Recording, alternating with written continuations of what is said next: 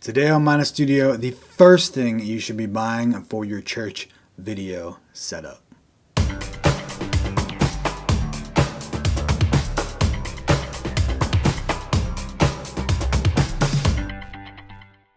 Hey everybody, welcome to Mina Studio. Thank you so much for watching. I'm Nathan Drake, and over on the keys is my tech director, Ronald. Today, I want to talk about the thing that you need for your church video setup. So if you're in a small church and you just started making any kind of videos, often the first thing you'll go out and buy is one of these, a DSLR or even just a video camera. But this is not the first thing you should buy for video. The first thing you should buy for video are these.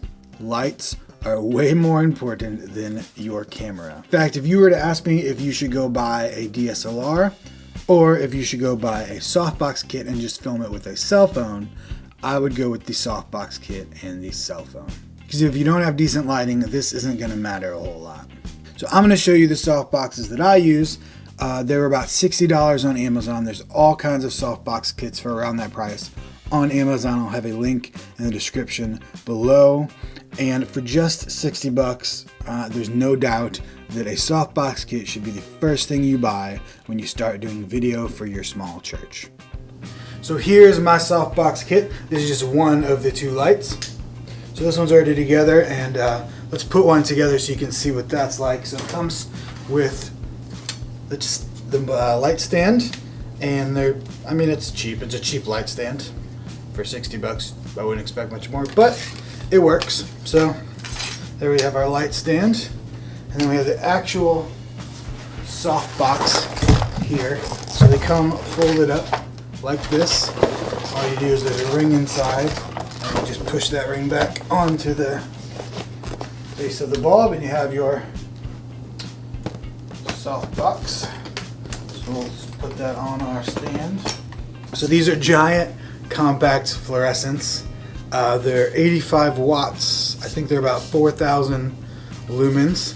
You can also just buy the bulbs by themselves on Amazon for like 15 bucks each or so. And I actually bought some of these separate too, just to use in regular lights when I need it really bright or I need to light up a whole room or a whole background or whatever. So we'll put the light right in there. And then finally, we have our diffuser. This goes in front, and this is what makes the light actually soft. So turn it on, and again, you gotta plug it in. That's important. You can't forget to plug it in. There we go. So there it is, $60 on Amazon. Pretty decent softbox kit. Now let me show you what they look like and how they compare to other kinds of light sources. Alright, so first up we just have overhead fluorescent lights, just the typical bar fluorescent lights that are installed in the ceilings of basements like my office. It's not terrible light, the color's kind of weird and pinkish. Light coming from directly above never is very flattering. It's also very dim, which is a problem as well. Next up I just have a typical floor lamp, which has 5 60-watt LED bulbs in it.